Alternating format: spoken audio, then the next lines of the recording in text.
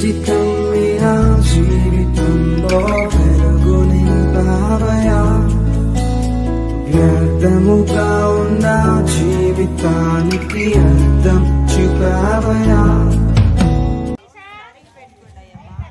స్తోత్రం. Praise the Lord. Praise the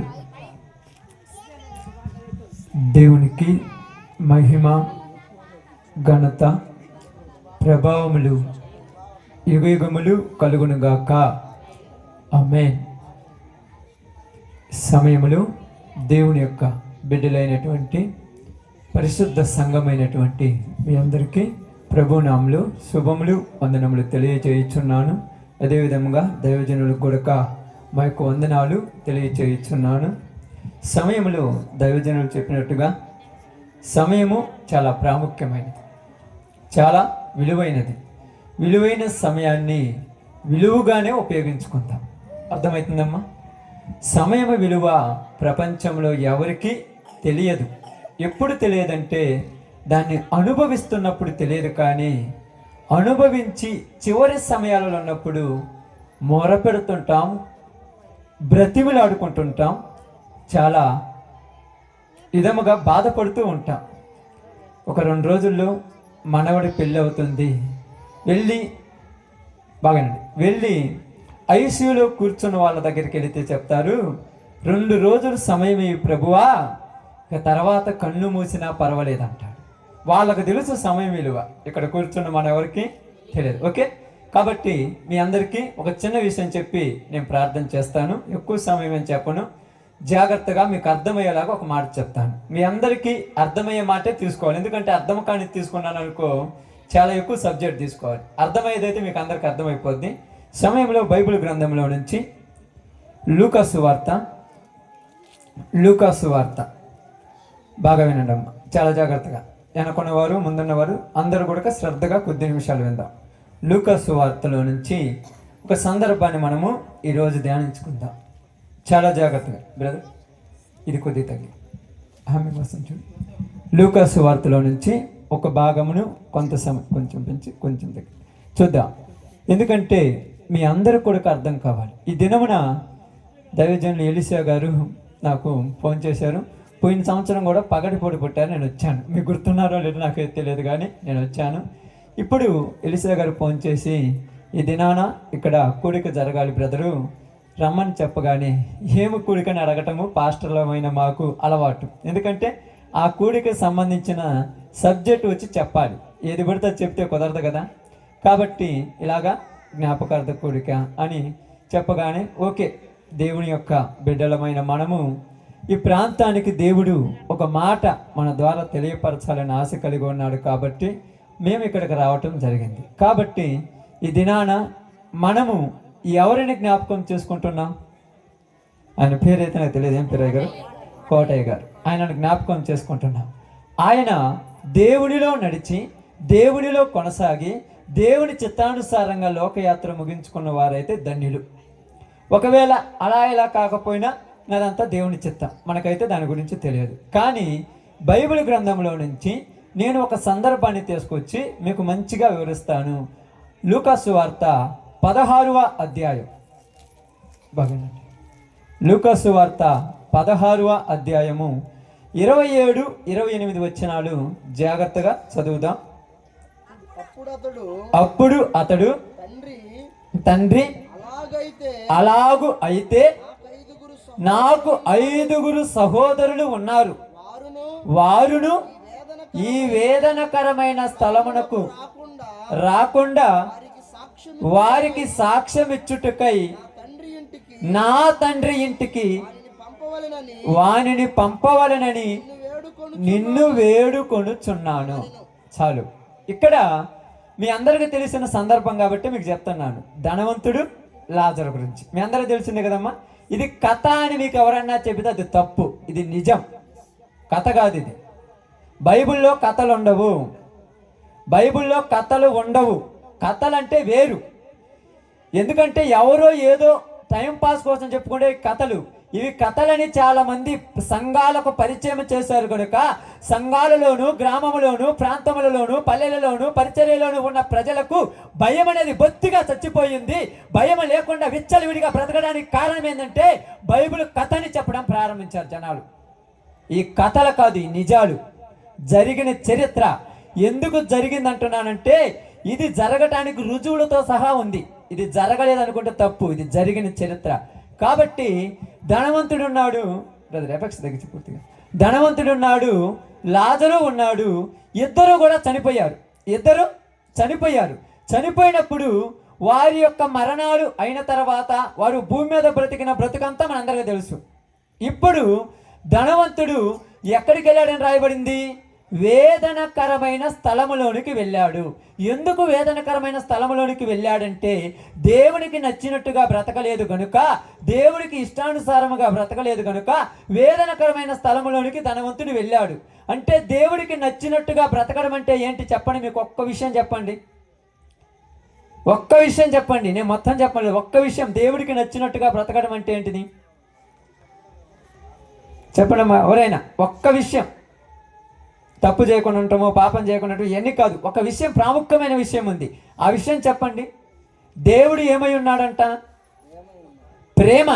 ఆ దేవుడు మనందరికీ చెప్పింది ఏంటంటే ఒకే ఒక్క విషయం ఏంటంటే నిన్ను వలె నీ పొరుగు వారిని ప్రేమించుము, నిన్ను వలె నీ పొరుగు వారిని ప్రేమించుము. ఎవరైతే దీన్ని పాటిస్తారో వారు దేవునిలో ఉన్నారని అర్థం. నిజముగా ఇక్కడ ఈ యొక్క ధనవంతుడు అబ్రహాముతో మాట్లాడుతున్నాడు. ఇక్కడ సందర్భం, అబ్రహాముతో మాట్లాడుతూ అంటున్నారు, అయ్యా నాకు 5 సహోదరులు ఉన్నారు. ఎక్కడా? ఇప్పుడు చెప్పాలి, ఎక్కడ ఉన్నారమ్మా? 5 సహోదరులు అంటే, సహోదరులు అంటే ఎవరు? ఎవరమ్మా సహోదరులు అంటే? అన్నలు, తమ్ములను సహోదరులు అంటారు. వాళ్ళు ఎక్కడున్నారు? ఎక్కడున్నారంటే 5 సహోదరులు. ఇప్పుడు ఈయన ఎక్కడున్నారు, వాళ్ళు ఎక్కడున్నారు? వీళ్ళు భూమి మీద ఉన్నారు, ఆయన వేదనకరమైన స్థలములో ఉన్నాడు. వేదనకరమైన స్థలములో ఉన్న వ్యక్తి, వేదనకరమైన స్థలములో ఉన్న ఒక వ్యక్తి భూమి మీద ఉన్న మనలను జ్ఞాపకం చేసుకుంటున్నాడు. ఆమేన్. మీరు వాళ్ళని జ్ఞాపకం చేసుకోవడం పెద్ద విషయం కాదు, వాళ్ళు మనమల జ్ఞాపకం చేసుకుంటున్నారు. దేనికి జ్ఞాపకం చేసుకుంటున్నారంటే, అయ్యా భూమి మీద నా తండ్రి ఇంట నాకు 5 సహోదరులు ఉన్నారు, వాళ్ళు కూడా ఈ వేదనకరమైన స్థలానికి రాకూడదు. ఎందుకంటే వాళ్ళు భూమి మీద ఎలా బతుకుతున్నారో తెలుసా? వాళ్ళు భూమి మీద ఎలా జీవిస్తున్నారో తెలుసా? అదే లూకాసు వార్త 16:25 వచ్చిన ఒక్కసారి చదవండి. 25 తొందరగా చదవాలి, సమయం ఎక్కువ లేదు దైవజన్. అందుకు అబ్రహాము, కుమారుడా నీవు నీ జీవితకాలం అంతయు నీ ఇష్టం వచ్చినట్టు, చాలమ్మా, నీ జీవితకాలం అంతయు ఎలా బతుకుతున్నావు? నీ ఇష్టం వచ్చినట్టు, నీ కోరికల చొప్పున, నీ ఇష్టాల చొప్పున, నీ వేషాల చొప్పున, నీ ఆశల చొప్పున నీకు నచ్చినట్టుగా నువ్వు బతుకుతున్నావు కనుక నీవు ఇక్కడికి వచ్చావు. ఇప్పుడు నీ సహోదరులు కూడా ఎలా బతుకుతున్నారు? తినటము, తాగటము, పాపం చేయటము, వ్యభిచరించడము, దొంగతనాలు చేయటము, కొట్టుకోవటము, తన్నుకోవటము ఇవే చేస్తున్నారు. ఎందుకంటే నేను భూమి మీద ఉన్నంత కాలము నాకు 5 సహోదరులుంటే ఒక్కళ్ళతో కూడా నాకు ప్రేమ లేదు. నేను పెద్దోడిని అయితే చిన్నోడిని ముంచాను, నేను 2వ వాడిని అయితే 3వ వాడిని ముంచాను, నేను ఉన్నోడిని అయితే పక్కనోడితో గొడవ, నా తమ్ముడు అంటే నాకు పడదు, నా అన్న అంటే నాకు పడదు, మా ఇద్దరి మధ్య ఎక్కడ ఆస్తి దగ్గర గొడవ, పొలం దగ్గర గొడవ, సూరు దగ్గర గొడవ, ప్రతి దగ్గర గొడవ, వాడు చస్తే బాగుండని ప్రతిరోజు ఇద్దరి మధ్య కానరాని ఏంటి ఎన్నప్పతో గోడలు కట్టుకున్నాం. నా తమ్ముడు ఎప్పుడు చచ్చిపోతాడా, వాడిని నరికేయాలని పగ పెంచుకొని ఉన్నాను. ఈ రోజు ఇక్కడికి వచ్చిన తర్వాత నాకేమర్థమైంది తెలుసా? ఏమర్థమైంది? తమ్ముడి మీద ప్రేమ ఇక్కడ ఉన్నప్పుడు ఉండొచ్చుగా ప్రేమ, ఇక్కడ ఉన్నప్పుడు ఉండొచ్చుగా ప్రేమ. నా తల్లి కడుపులో నుంచి నా తర్వాత పుట్టిన వాడే, నేను నా తల్లి దగ్గర పాలు తాగిన తర్వాత నా ఎంగిలి పాలు తాగిన వాడే, మేమిద్దరము ఒక దగ్గర ఉన్నప్పుడు చిన్నప్పుడు ఒకే ప్లేట్లో తిన్నామే. నా తమ్ముడి మీదకి ఎవరైనా పోయినప్పుడు నేను పోయి కొట్టానే, అయ్యో నా తమ్ముడే కదా, నా తమ్ముడు ₹1 ఎక్కువ తీసుకుంటేమి, నా అన్నకు 1 మోర ఎక్కువ తీసుకుంటామని ఈ ప్రేమల మనసుల మధ్య సచ్చాయి. అవి సచ్చాయి కనుక ఇప్పుడు ఆ యొక్క ధనవంతుడు ఏమంటున్నాడంటే, అయ్యా మా తమ్ముళ్ళు కూడా ఘోరంగా బతుకుతున్నారు భూమి మీద. ఎవరికి ఇక్కడ యుద్ధాలు జరుగుతున్నాయి? ఎవరికెవరికి? ఒక తల్లి కడుపులో నుంచి వచ్చి ఒక అన్న ఒక తమ్ముడు గొడ్డల తీసుకొని రెడీపోయారేంది, కత్తులు తీసుకొని పొడుచుకుంటున్నారేంటి? నీ తమ్ముడు కత్తి దిగబడితే నువ్వు బాధ లేదంటే వాడు సత్తే బాగుండన్నావు, వాడు సత్తే నువ్వు తలాంటి తానం చేయాలి తెలుసా? పగ మాత్రం ఉంటుంది, అంటు రోజు మాత్రం మేము కూడా నీళ్లు పోసుకోం, మేము కూడా అన్ని చేసుకోం. నీ తమ్ముడు కాదు, ఎప్పుడో చంపేసుకున్నావు, అసలు నీతో పని లేదు. పెద్ద గోడ కట్టుకున్నావు, పెద్ద ఇనప గోడ కట్టుకున్నావు, పెద్ద రాటు కట్టుకొచ్చేది చైనా గోడలా కట్టుకున్నావు. అంత పగ పెంచుకున్నావు నీవు. ఆ అంటులు వచ్చినప్పుడు, ఆ బంధాలు వచ్చినప్పుడు ఎందుకు నీళ్లు పోసుకోకుండా మెదలకుండా ఉన్నావు? సత్తే అన్నీ చావాలి, సత్తే పద్ధతులు చావాలి, సత్తే ప్రవర్తనలు చావాలి, సత్తే ఆప్యాయతలు చావాలి. ప్రేమ లేదు కానీ ఎక్కడ దెయ్యాలు పడతాయనని మా కుటుంబ ఉన్న వాళ్ళందరికీ అంటురా, మేము మాత్రమని ఆ వారం రోజులు ఉండకూడదు. నీ తమ్ముడు అంటే నచ్చలేదు, నీకు ఏడ నుంచి వస్తుంది అంటూ? చెప్పండి, ఆలోచించండి. నీకు అక్కడ నొత్తదా? అక్కడ తగిలింది ధనవంతుడికి తన తమ్ముళ్ళతో ఎప్పుడు సఖ్యత లేదు, తన కుటుంబంలో ఎప్పుడు ఆప్యాయత లేదు. వీళ్ళిద్దరూ కొట్టుకొని చస్తుంటే మా అమ్మ మా నాన్నోళ్ళు ఎన్నో రోజులు నాకు చెప్పారు, నీ కడుపును నీ తర్వాత పుట్టినవాడేరా, నీకంటే పెద్దవాడురా, మీ ఇద్దరు కొట్టుకోవద్దని. ఆ ముసల తల్లి పక్కన కూర్చొని ఏడ్చి ఏడ్చి ఏడ్చి మేమిద్దరము కొట్టుకొని చావటం వల్ల 10 సంవత్సరాలు ఎక్కువ బతకవలసిన మా తల్లి 3 సంవత్సరాలకు చచ్చింది. కారణం మేమిద్దరిలో ప్రేమ లేకపోవటం. దేనికోసం ఇదంతంటే నువ్వు కష్టపడి సంపాదలేదు, నువ్వు కష్టపడి తేవలేదు, నువ్వు తెచ్చుకున్నది కాదు. మీ అమ్మా నాన్నల సంపాదించింది ఒక మోరడు ఎక్స్ట్రా వాడు తీసుకున్నాడని వాడిని కత్తితో పొడవటానికి పోయావే. అసలు మీ తమ్ముడి మీద నీకు ప్రేమ ఉన్నట్టేనా? తింటే తినేలేమో అన్నా కదా. చిన్నప్పుడు ఎలా ఉంటుంది తెలిసినప్పుడు ఇద్దరు ఒక ప్లేట్లో వండుకొని బాగా కలుపుకొని ఒక మొక్క చికెన్ మొక్క ఒక పక్క మటన్ ముక్క పెట్టుకొని అన్న ఇది తినన్నా, తమ్ముడు ఇది తినరా, అబ్బాయి ఎంత ప్రేమలో. ఈ తల్లిదండ్రులు చూసి వీళ్ళిద్దరు ఎప్పుడు ఇలాగనే కలకాలం ఉండాలి, ఇలాగనే కలకాలం బాగా ఉంటే నా కుటుంబం సంతోషంగా ఉంటుంది, ఈ ప్రాంతంలో నా కుటుంబాన్ని తట్టేవాళ్ళేడు అనుకుంటుంది. పెరిగి పెద్దవాళ్ళు అవుతుండగానే ధనాపేక్ష, ఆశల కోరికలు, పార్టీల కోరికలు మనసులలో హృదయంలోనికి జ్వరబడి ఒకరిని ఒకడు కత్తి తీసుకొని పొడుచుకోవడానికి పోతున్నావే. నీ తోడబుట్టిన వాడిని, నీ తోడబుట్టిన చెల్లెలను కత్తితో పొడవటానికి నీకు అసలుకి మనసు ఎలా వచ్చిందని ఆలోచించినప్పుడు వాడు అన్నాడు, అక్కడ నా ఇష్ట ప్రకారం జీవించానయ్యా, నాకు నచ్చినట్టు జీవించా, నీకు నచ్చినట్టు జీవించావుగా, ఇప్పుడు తగలబడన్నావు. నేను తగలబడ్డా నా తమ్ముడి వేదనకరమ స్థలమానికి రాకూడదయ్యా. ఈయన ఎంత ప్రేమ, ఆ ప్రేమ ఎక్కడుంటే అసలు నువ్వు నరకానికి పోయేవాడివి కాదుగా, ఆ ప్రేమ ఎక్కడుంటే నువ్వు పాతాళానికి వెళ్ళేవాడివి కదా. ఏమంటున్నావు? అక్కడ తగలబడేటప్పుడు ఎంత ప్రేమ వచ్చింది ఏందమ్మా? ఏమంటున్నాడు? నాకు 5 సహోదరులు ఉన్నారు. ఏడు అడిగితే నేను అక్కడనే మా అమ్మ కాబట్టి నాకు ఊరు లేరు. అరే అలా మీ తమ్ముడు అంట ఊరు చెప్పారా, వాడికి నాకు ఎప్పుడో బంధం తెగిపోయింది. మరి అక్కడిప్పుడు నాకు ఎందుకు చెప్తున్నావు, అక్కడిప్పుడు నాకు ఎందుకు చెప్తున్నావు? అప్పుడప్పుడు మీరు మాట్లాడతారు చూడు, ఈ కష్టము పగోడికి కూడా రాకూడదురా. అంతే ఆ నరకములో తగలబడుతున్నప్పుడు అప్పుడు గుర్తొచ్చారు ఏంది, నాకు 5 సహోదరులు ఉన్నారయ్యా, నాకు 5 ఉన్నారయ్యా సహోదరులు. నేను ఇన్ని రోజులు నా యొక్క ధన వ్యామోహం చేత, నా యొక్క వ్యభిచార కోరికల చేత, నా యొక్క పార్టీ పిచ్చి చేత తమ్ములను గుర్తించలేకపోయాను, అన్నలను గుర్తించలేకపోయాను, అక్కలను గుర్తించలేకపోయాను, బంధువులను గుర్తించలేకపోయాను. ఈరోజు బుద్ధి వచ్చిందయ్యా, ఈరోజు నాకు సిగ్గు వచ్చిందయ్యా. నా తమ్ముళ్ళు ఇక్కడికి రాకూడదయ్యా, నా తమ్ముళ్ళు ఇక్కడికి రాకూడదయ్యా. చిన్నప్పుడు నేను నా తల్లి కనిపెంచి నా చేతికి అప్పచెప్తే నేను కాపలా కాచానయ్యా నా తమ్ముడి కోసం. నేను జోళ్ళే పెట్టి వాడిని ఊపానయ్యా. వాడికి అన్నం ఆకలి అయినప్పుడు నేను కలిపి గోరు ముద్దలు పెట్టానయ్యా. గోరు ముద్దలు పెట్టిన నేనే ఈరోజు ఇసం పెట్టడానికి రెడీ అయినంటే అసలు నీ మనిషి నేనా అని అక్కడ గుర్తుపెట్టుకుంటున్నాడు అమ్మ. ఎంత గొప్ప విషయం అమ్మ. ప్రేమ ప్రేమ అనగానే మనం అనుకుంటున్నామో అందరినీ ప్రేమించమంటాం. సంఘంలోనికి వచ్చి ఏంది నీవు ఏమంటాం, నిన్ను వలే నీ పొరుగు వారిని ప్రేమించమని పాటలు పాడుతుంటాం, ప్రార్థనలు చేస్తుంటాం, అది చేస్తుంటాం. ఇంటి పక్కన అక్కని పిలవము, ఇంటి అనుకున్న తమ్ముని పిలవం. ఏం ప్రార్థన పోతాం మనం? ఏసయ్యని మీరు నమ్మింది నాకు అర్థం కాల. ఇంటి పక్కనే ఉంటుంది. అక్క బాగుండమంటే ఎవరు నాకు అక్క? నా అక్క ఎప్పుడో 3 సంవత్సరాల క్రితం చచ్చింది. ఆ రోజు చచ్చిందా? మరి ఏడికొచ్చి ఏసయ్యా ఏసయ్యా నీకే స్తోత్రమయ్యా, ఆ రోజు నా పరిశుద్ధాత్ముడు వచ్చాడు, అందరూ వచ్చాడు లేదా? యాడ్ నుంచి వచ్చిండా? నీ ఇంటి పక్కనున్న అక్కని పిలువు, నీ ఇంటి అనుకున్న తమ్ముని పిలువు, నీ పక్కనున్న సహోదరుని పిలువు, వాళ్ళ మీద ప్రేమ చూపించు, వాళ్ళ మీద ఆప్యాయత చూపించు. అప్పుడు పరిశుద్ధాత్ముడు నీ లోనికి వస్తాడు. కాదు, కుదరదు. పాస్టర్ గారు నువ్వెన్నేం చెప్పు, నువ్వెంత అని చెప్పు, అవసరమైతే ఇంకొక చర్చి కట్టిస్తా కానీ వాడిని మాత్రం పిలవను. అబ్బా ఏంది ఇంత పగ? రే యాక్సిడెంట్ అయ్యి కాలు ఇరిగిందంటే 2 కాలు ఇరిగితే బాగుండే, 2 ఇరిగితే బాగుండా? మరి అక్కడ పోయి ఎందుకు అంటున్నావు? అయ్యా నాకు 5 తమ్ముళ్ళు ఉన్నారయ్యా, అయ్యా నాకు 5 సహోదరులు ఉన్నారా, అయ్యా నాకు 5 అక్కలు ఉన్నారే, వాళ్ళు ఎక్కడికి రాకూడదని దండం పెడుతున్నావేంది? అదే ప్రేమ ఈ భూమి మీద ఉండుంటే, అదే ప్రేమ ఈ భూమి మీద బతికుంటే ఎప్పుడు నీ దగ్గరికి శత్రువు అనేవాడు రాడు. నీ ప్రాంతంలోనికి కనీసము ఈ లోకంలో వేరే వాడు అనేవాడు నీ దరిదాపులోకి రావాలన్నా సాచిపోతాడు. ఎందుకు తెలుసా? వాళ్ళందరూ ఒకటిరా. ఈరోజు లేదు. ఏం చేస్తున్నాడు తెలుసా? చీలబీకి ఒక్కొక్కరిని ఏరిచి ఏం చేస్తున్నాడు? ఒక్కొక్కరిని ఏరుకొని నరికి నీ జీవితాన్ని పాడు చేయాలని చూస్తున్నాడు అపవాదిగాడు. అందుకేం చెప్పి తెలుసా? బైబిల్ గ్రంథంలో 3 పీటల తాడు బలంగా ఉంటుంది.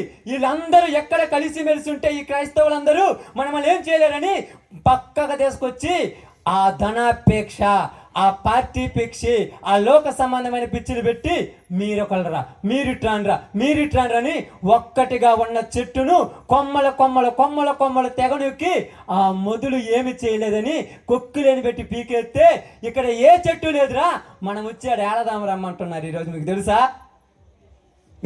ఈరోజు ఈ క్రిస్టియానిటీ గురించి మాట్లాడట్లా, నేను మన యొక్క జీవితాల గురించి మాట్లాడుతున్నాను. నేను ఈ లోకముల గురించి మాట్లాడట్లా. ఈరోజు నీ జీవితంలో, నా జీవితంలో జరుగుతున్నటువంటి అన్యాయాల గురించి మాట్లాడుతున్నాను. నీవు ఎక్కడిగా ఒకటిగా ఉంటే నువ్వు ఒకళ్ళ కాళ్ళ దగ్గర కూర్చోవాల్సిన పనిలా, నువ్వు ఎక్కడ ఒకటిగా ఉంటే నువ్వు ఒకళ్ళ దగ్గరికి పోవాల్సిన పనిలా. అదే ప్రభు మనకు నేర్పించరు. ఇదిగో మీరందరూ ఏక మనసు కలిగి ఉండాలి, ఏకమై ఉండాలి. కానీ మన దగ్గరకు వచ్చి మనకే ఏం చేస్తున్నాడు? పాస్టర్ గారు పక్కన ఏంటంటే మా అధికారి వచ్చాడు, నువ్వు పక్కబా. పాస్టర్నే పక్క బొమ్మన్నావంటే, అధికారికి వెలివిచ్చావంటే, ఏసై వచ్చినా కూడా ఎడంకాలతో ధన్యతట్టు ఉన్నావు. తెలుసా తెలియదా? 5 సహోదరులు ఉన్నారు. వాళ్ళు ఈ వేదనకరమైన స్థలమునకు రాకుండా ఉండాలని నీకు బతిమిలాడుతున్నానయ్యా. వాళ్ళ దగ్గరికి ఏన పంపించమన్నాడు? ఎవరినమ్మా? మీకు తెలియదా చరిత్ర? దేవునికి స్తోత్రం, హల్లెలూయా అని అయిపోయిపో. నేను ప్రార్థన చేద్దాం. తెలియదు. ఎవరిని పంపించమన్నాడు? లాజరును పంపించమన్నాడు. అప్పుడు అబ్రహాం అన్నాడు, వద్దు, ఈయన పోతే ఏం చేస్తారు? మళ్ళా కోటయ్య గారు ఏమంటారు మీరు? రే దెయ్యం వచ్చిందిరో, ఇదురు వాడికి మంత్రం వేయరని రప్పెత్తరా? అస్సలు కుదరదు. కాబట్టి ఏమన్నాడు? ఇక్కడ ఉన్న వాళ్ళు కిందికి పోవటానికి కుదరదు. కింద కొంతమంది ఉన్నారు. ఎక్కడ? ఈ రామచంద్రాపురం ప్రాంతంలో దైవ సేవ చేస్తున్నటువంటి దైవజనులు ఉన్నారు ఇక్కడ. వాళ్ళ మాటలు వింటే చాలు, వాళ్ళకు వంకలు పెట్టే వాళ్ళు ఎక్కువైపోయారు. తెలుసా? ఏం ఇటు పోతున్నాడు, ఏన బాడితేంద్రో, గొంతుడుతుందో, ఏనేంద్రిందో, నిన్నగాక మొన్న పూరి కొడు చేసుకున్నాడు, ఇప్పుడు అద్దాల మేడ కట్టుకున్నాడు. వీళ్ళ వంకలు పెట్టేవాళ్ళు అయ్యారు. వాళ్ళ మాటలు వింటే చాలు, మీరు వెళ్ళాల్సిన పనిలా. ఊరు మాటలు అయ్యా. ఎవరి మాటలు? భూమి మీద ఎవరున్నారంట? చదవండి, ఆ మాట చదవండి త్వరగా, నేను ముగిస్తాను, సమయం అయిపోయింది. ఇంకా చాలా సబ్జెక్ట్ ఇది. చూడండి, చదవండి అమ్మా, కిందికి రండి, చదువుకుంటారండి. అందుకు అబ్రహాము, వారి యొద్ద మోసే ప్రవక్తలు ఉన్నారు, వారి మాటలు వినవలనని అతనితో చెప్పగా ఏమంటున్నాడు? వారి యొద్ద ఎవరున్నారు?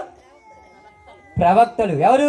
మోసే ప్రవక్తలు ఉన్నారు. అయ్యగారు మీ పేరు ఏం పేరు? ఇక్కడ నేను పరిచయం చేసేది మీరు ఏసన్న గారు, ఇంకొక దైవజనులు, ఇదిగో ఎలిషా గారు, మోషే గారు, ఇలా ఉన్నారు. చూడండి, జోసఫ్ గారు. ఇదిగో కింద భూమి మీద ఈ ప్రాంతంలో ఏసన్న గారు, జోసఫ్ గారు, ఇంకా చాలా మంది ఉన్నారు. వాళ్ళ మాటలంటే చాలు, ఇప్పుడు మళ్ళీ పోవాల్సిన పల్లె ఇంకొకళ్ళకి.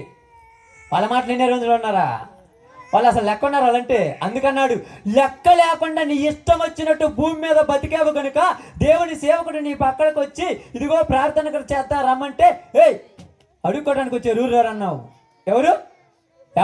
ధనవంతుడు. మీరు మళ్ళీ మీ గురించి మాట్లాడుకుంటారు, తప్పమ్మ. ధనవంతుడి గురించి చెప్తాను, నేను మీ గురించి చెప్పాను. ధనవంతుడు ఇంటి బయటకు నెట్టేయండి, యాడికి తెల్ల బట్టలు వేసుకో. ఈ రోజు కాదు, రేపు రా, క్రిస్మస్కు రా, ఈస్టర్కి రా, ఎప్పుడు పడితే అప్పుడైతే మేము రాం. ఎందుకు రా? మా కోసం రెడీ చేయబడింది అక్కడ. నా కోసం అది ఉంటే నేను ఎందుకు వస్తా ఇక్కడికి? ఆయన వచ్చేయమన్నాడు తెలుసా? వాళ్ళ మాటలు వింటే చాలు. వాళ్ళు ఏం చెప్తారు? నువ్వు వినలేదు. వాళ్ళు చెప్పింది వింటే నీ కుటుంబంలో వాళ్ళని ప్రేమించమని చెప్పేవాళ్ళు, నీ బంధువులను ప్రేమించమని చెప్పేవాళ్ళు, నీ రక్త సంబంధాలను ప్రేమించమని చెప్పేవాళ్ళు, నీ గ్రామంను ప్రేమించమని చెప్పేవాళ్ళు, నీ ప్రాంతంలో ఉన్న వాళ్ళందరినీ ప్రేమించమని చెప్పేవాళ్ళు. అయ్యా నాకు అలా చెప్పిన వాళ్ళు ఎవరు లేరయ్యా. ఈ పక్క నుంచి ఒకడు వచ్చి నీ తమ్ముడు నీ మీద సాడీలు చెప్తున్నాడు అన్నాడు. ఈ పక్క నుంచి ఒకడు వచ్చి నీ గురించి లేనిపోని చెప్పిన అన్నాడు. నాకు నా తమ్ముడికి మధ్య చిచ్చుపెట్టిపోయేవాళ్ళు, కానీ ఎలా చెప్తారా? వాళ్ళ మాటలు వింటుంటే ఎప్పుడో బాగుపడేవాడివి. నువ్వు వాళ్ళ మాటలు వినలేదు, నీ మాటలే నువ్వు అనుకున్నావు. వీళ్ళు చెడిపోసే వాళ్ళ మాటలే విన్నావు. అందుకే నువ్వు ఎక్కడికి వచ్చావు? ఆమేన్. అందుకే నువ్వు ఇక్కడికి వచ్చావు. ఈరోజు ప్రజల భూమి మీద ఉన్న వాళ్ళు మంచి మాటలు వినేవాళ్ళు లేరు. ఇదిగో నిన్న కాక మొన్న ఒకటి సినిమా వచ్చింది. ఆ సినిమా కోసం మనము తలా ఒక 500 వేసుకొని బ్యానర్ కడదామంటే ఇంట్లో తల్లి ఉదయం వెళ్ళి సాయంకాలం దాకా కష్టపడి పనిచేసి చెమటోరిస్తే 500 రూపాయలు తెస్తే 500 రూపాయలు తీసుకెళ్ళేసి బీరు బాటలు కొనుక్కుంటున్న వాడికి తెలియదు తల్లి కష్టమేందో. ఉదయం వెళ్ళి సాయంకాలం దాకా పొలంలో పని చేసి ఎట్టి సేకరి చేసి కాళ్ళకు చెప్పులు కూడా సరైన లేక ఆ కాళ్ళు బురదలో పోయి ముళ్ళ కంపలు గుచ్చుకొని సాయంకాలం వస్తా 500 తీసుకొస్తే ఆ 200 రూపాయలు తీసుకుపోయి అంగట్లో ఉన్నటువంటి ఆ యొక్క మద్యం షాపులు పెట్టేవాడికి తెలియదు తండ్రి కష్టం ఏమిటో. ఉదయం వెళ్ళి ఒక భార్య పొరుగులంతా కష్టపడి నా భర్త పోయవలసిన పని నేను చేస్తున్నాను, 10 మందిలో పోతే నన్ను హేళన చేస్తున్నారు, ఏళ్ళు చేస్తున్నారు, ఎన్ని చేస్తున్నారు, నా బిడ్డల భవిష్యత్తు కోసం నేను కష్టపడి పని చేసుకోవాలని వెళ్ళి ఎంతోమంది ఎన్నో సెటైర్లు వేస్తున్నా కష్టపడి పని చేస్తున్నటువంటి ఆ భార్య తెచ్చిన 500 తీసుకెళ్ళి అంగట్లో పెట్టే భర్తకు తెలియదు ఆ కష్టం విలువేంటో. ఎన్ని కుటుంబాలు ఈరోజు ఏడుస్తున్నాయో తెలియదు. ఎంతమంది కుటుంబాలలో ఆ భార్య భర్త మాట వినకుండా చెడిపోయి ఉంటే ఆ కండవ భుజాన్ని వేసుకొని బయటకు పోతుంటే ఎంతమంది చూసి ఏలం చేస్తుంటే నా భర్త ఎలాంటి వాడైనా కూడా నా బిడ్డలను పెంచుకోవటానికి నా జీవితాన్ని కొనసాగిస్తున్న బయటకు పోతున్నప్పుడు ఏది పడితే అది మాట్లాడుతున్న వాళ్ళకి ఏం తెలుసమ్మా నీ విలువ? ఏం తెలుసు మీ విలువ? ఈరోజు విలువ తెలియని సమాజంలో విలువ కలిగి బతకాలన్నప్పుడు కన్నీళ్లు లోపల దాచిపెట్టుకొని నవ్వటానికి నటిస్తున్న ప్రజలే 100కు 98 మంది ఉన్నారు. ఎక్కడ నవ్వకపోతే ఎప్పుడు నీ బాధ బయట పడుతుందో చూసిన వాళ్ళు నిన్ను ఎక్కడ ఏలం చేస్తారో, ఎక్కడ నీ కుటుంబం పరువు బయట పోతుందని నవ్వటానికి ఎంత ప్రయత్నిస్తున్నారంటే కడుపులో మంట, కడుపులో కోత. ఆ పని చేసుకొని వస్తున్నప్పుడు ఇంటికాడికి వచ్చిన తర్వాత అన్నం వండుకొని చికెన్ వండుకొని అది పల్లెంలో పెట్టుకొని తింటుంటే వెంటనే ఒకడు వచ్చి నీ భర్త తాగి అక్కడ పడిపోయాడు అన్నప్పుడు ఆ అన్నం తినలేక ఆ పిల్లలకు పెట్టలేక ఎవరికి చెప్పలేక అసలు నన్ను ఎందుకు కన్నారని తల్లిదండ్రులను ఏడుస్తున్న ఒక ఆడకూతురికి తెలుసమ్మా బాధ ఏందో. నీకేం తెలుసు? దేవుడి విలువ నీకు తెలియాలంటే, దేవుడి సమాజానికి తెలియాలంటే ఈరోజు ప్రజలు మారాలంటే దేవుని దగ్గరికి రావాలి. దేవుని దగ్గరికి రావాలంటే వాళ్ళకున్న పంతాలు పట్టింపులు వదిలేయాలి. ఈరోజు పంతాలు పట్టింపులతోనే కుటుంబాలను తగలబెట్టుకుంటున్నారు, జీవితాలను తగలబెట్టుకుంటున్నారు. కుటుంబాలు భార్యాభర్త 4 రోజులు సుఖంగా ఉంటే 5వ రోజు లేనిపోయి గొడవ పెట్టుకుంటున్నారు. ఎందుకంటే నమ్మకాలు చచ్చిపోయిన రోజుల్లో ఉన్నా. కష్టపడిన సొమ్ము, కష్టార్జితమైన నీ ధనము దరిద్రమైన కొంపలకు కాదు పోవాల్సింది, వ్యభిచార గృహాలకు కాదు పోవాల్సింది, వేశ్యల దగ్గర కాదు పోవాల్సింది. నీ గర్భవాసమును పుట్టిన నీ కొడుకు నీ కూతురు అనుభవిస్తే ఆ బాధ ఆ సంతోషం ఎక్కడా తీరదమ్మా. అందుకన్నాడు. అక్కడికి వెళ్ళిన తర్వాత అర్థమైందమ్మా ఆయనకు నాకు 5గురు సహోదరులు ఉన్నారని. ఈరోజు నీకు అర్థమవుతుందా? ఈరోజు నీకు అర్థమవుతుందా నీకు ఎంతమంది సహోదరులు ఉన్నారు? ఈరోజు నీకు అర్థమవుతుందా నీ కుటుంబం నీ జీవితం ఎలాగుంటుందో? నిజంగా చెప్తున్న సహోదరులారా, ఒక అక్కలకైనా చెల్లెలకైనా తల్లులకైనా 2 చేతులతో మొరపెడుతున్నాను. లోకంలో ఇష్టం వచ్చినట్టు తిరగొద్దు. మిమ్మల్ని నమ్ముకొని పుట్టినటువంటి బిడ్డలు, మిమ్మల్ని నమ్ముకొని ఉన్నటువంటి భర్తలు, మిమ్మల్ని నమ్ముకొని ఉన్నటువంటి భార్యలు వాళ్ళ బాధ బయటకు చెప్పుకోలేక లోపల దాచిపెట్టుకోలేక ఏడుస్తున్నారమ్మా. మీకు అర్థం చేసుకుంటున్నాను. ఇంతవరకు ఇష్టం వచ్చినట్టు తిరిగి ఉంటే, ఇంతవరకు నీకు నచ్చినట్టు బ్రతికి ఉంటే ఒక్కసారి వదిలిపెట్టేసాయి, ఒక్కసారి పక్కన నెట్టేసి ఒక్కసారి దేవుని వైపు చూడటం నేర్చుకో, దేవుని దగ్గరికి రావటం నేర్చుకో. నీ కన్నీరుని ఏం చేస్తానన్నాడు ఆయన? నాట్యముగా మార్చే దేవుడు, నీ బ్రతుకును సంతోషముగా మార్చే దేవుడు. ఇప్పుడు చెప్పండి అమ్మ, ఎవరిని జ్ఞాపకం చేసుకోవాలి? ఇన్ని బాధల్లో ఉండి వాళ్ళని జ్ఞాపకం చేసుకోవడానికి నీకు టైం ఎక్కడుంది? ఇన్ని కష్టాలు ఉండి వాళ్ళని జ్ఞాపకం చేసుకోవడానికి నీకు టైం ఎక్కడుందమ్మా? మీకు అర్థమవుతుందా కావటం లేదు? చెప్పండి, ఎక్కడ టైం ఉంది? కాబట్టి ఈరోజు ఆడున్నటువంటి దేవుడు మనకు చెప్తున్నాడు, భూమి మీద ఉన్నారు కదా నా బిడ్డలు, వాళ్ళ మాటలు వినండి. ఒకసారి వినండి, 2 రోజులు వెళ్ళండి, 4 వారాలు వెళ్ళండి, నచ్చకపోతే వదిలేయండి. ఒక్కసారి వెళ్ళి మనస్ఫూర్తిగా అక్కడ కూర్చొని చూడు దేవుని సన్నిధిలో నీ జీవితం ఎలా మారిపోతుంది అడుగు. ఒకసారి వెళ్ళండి అమ్మా. దేవుడు నిజంగా చెప్తున్నాడు ఈరోజు సహోదరులారా, జీవితాలు నాశనం చేసుకోవద్దు. ఇంతకుముందే దైవజనుడు చెప్పారు, సర్వ శరీరులు గడ్డిని పోలినవారు. ఎప్పుడు ఏమవుతుందో తెలియదు. నీ తర్వాత ఉన్నటువంటి నీ కుమారులు కానీ నీ కుమార్తెలు కానీ నీ గురించి ఏమనుకోవాలో తెలుసా? నా తండ్రి ఇలాంటి వాడని, నా తల్లి ఇలాంటిదని 10 మందిలో తల ఎత్తుకునేటట్టుగా మీరు బతకాలి. 10 మందిలో తల దించుకునేటట్టుగా నువ్వు బతకూడదు. ఈ రోజు నుంచి ఇప్పటి వరకు నీ బ్రతుకు ఎలాగుందో, ఇప్పటి వరకు నీ జీవితం ఎలాగుందో, ఏటి కట్టబడ్డావో, ఎక్కడెక్కడ అంటు కట్టబడ్డావో, వేటి కోసం నువ్వు పాకులాడుతున్నావో అన్నీ పక్కన పెట్టేసి నీ కోసం, నీ భర్త కోసం, నీ భార్య కోసం, నీ బిడ్డల కోసం, నీ గ్రామం కోసం, నీ ఉన్న ప్రాంతం కోసం బ్రతకడం నేర్చుకో. దేవుడు నిన్ను నిండుగా దీవించి ఆశీర్వదించి మేలైన దీవెనని నీకు అనుగ్రహిస్తాడు. అలాంటి కృప దేవుడు ఈ కుటుంబానికి కూడా మనకు అనుగ్రహించును గాక. ఆమేన్.